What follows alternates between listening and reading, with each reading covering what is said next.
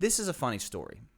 I wanted to tell this on the podcast when this happened because this is, I don't know, it's just one of those embarrassing stories. So my wife and I, Kristen, you know her if you've listened to this podcast. She's been on here a couple of times. We were at the grocery store last weekend, just buying groceries, doing our thing. But it was late. It was like 10 o'clock at night. And I still love to put one foot on that little rail on the bottom of the shopping cart and use my other foot to gain speed and then bring it up to the top and just ride the shopping cart through an aisle. It's still fun to me. I'm a 28-year-old grown-ass man, and that's still fun to me. So, needless to say, we're shopping. It's 10 o'clock, so there's not a lot of people there, which is great, which just means open aisles. It's just wide open for me to go sailing through on that cart. So I'm doing that here and there, having a good time, tickling my fancy, if you will. We split up. She goes to get some meat of some kind, and I'm in an aisle getting, I don't know, probably chips, because that's what I eat all the time. And I'm riding through the aisles, having a good time, enjoying myself, gaining some serious speed. Nobody's there, nobody in danger. It's fun. So then I go to find her at the meet after I get whatever big bag of chips that I want. And I see her, and I decide I'm going to ride toward her to get her attention. Because I'm, I guess, 7. I don't know why I decided to do that. I just thought it would be fun. And she hears me coming. So let me back up. I start going. I get some speed. Now, where she is in the meat and the refrigerated section, there are about 6 other people around. Nobody in my way between me and her, so the pathway is clear. But there are witnesses, let's say. So I gain some speed, and I go hard, right? I go hard at her. And I'm going so fast that if I hit her, it's gonna knock her, like it's gonna hurt her. Okay. So I decide, what I'm gonna do. This is mid thought, right? This is my thought mid sail, right? By the way, mid ride. What I'm gonna do is I'm just gonna get really close and then I'm gonna stop, kind of freak her out a little bit. It'll be cute. It'll be fun. We'll have a little moment. That'll be fun. So we go hard. I get close to her, and then, like you should, I put my left foot down on the floor so that it will stop it, and then I pull hard on the cart so that it doesn't hit her.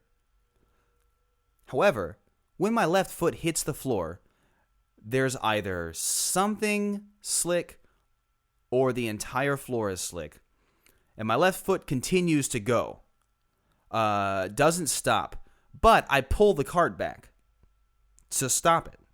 So what happens is the cart stops, but my left foot keeps going, which causes me to fall onto my ass, which causes the cart, which is at this point being pulled back by me, to come up off of its 2 front wheels, pop a back wheelie, and start this long descent like a big tidal wave would look if you're surfing, and then one just comes up to me on the floor. So this cart is at like a perpendicular angle to the floor with all of our groceries in it, about to cover me in groceries. And I quickly jerk the cart back up, just straighten my arms so that the cart falls back onto the floor, all 4 wheels. None of the food falls out, but I am essentially underneath the shopping cart at this point. And there's like 6 people there plus Kristen. So what do you think my wife does? Oh, are you okay? No. She loses her shit and she starts laughing hysterically at me. And I'm laughing too.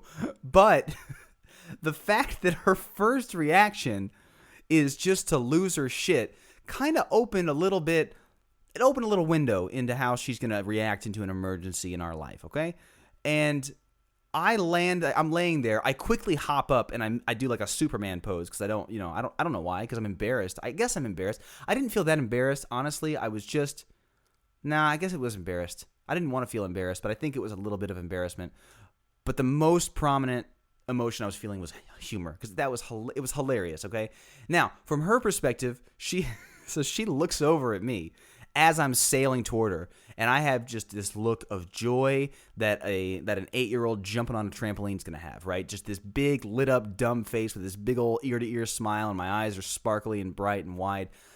And I'm sailing toward her. She's locked eyes with me. And then in a split second, my face goes from abundant joy to sheer panic as I start to fall backwards. And I know that my eyes were screaming, "Help me!" to her without me saying anything. And so for her to see that, to see joy turn to panic, turn to desperation, and then me on my ass, and for her to laugh, I don't know. I don't know what that means. I don't know what it means for her. I don't know what it means for me, because I was laughing maybe harder than she was. It was quite hilarious. And the witnesses, everybody around, didn't say a word. Nobody would make eye contact with me. Nobody said anything. Everybody very quickly, but trying to be nonchalant, dispersed away from the scene of the crime. So that happened to me as a 28-year-old man in the grocery store, falling on my ass, and my wife laughing at me. What are you going to do, right? A podcast, a podcast, a podcast, a podcast,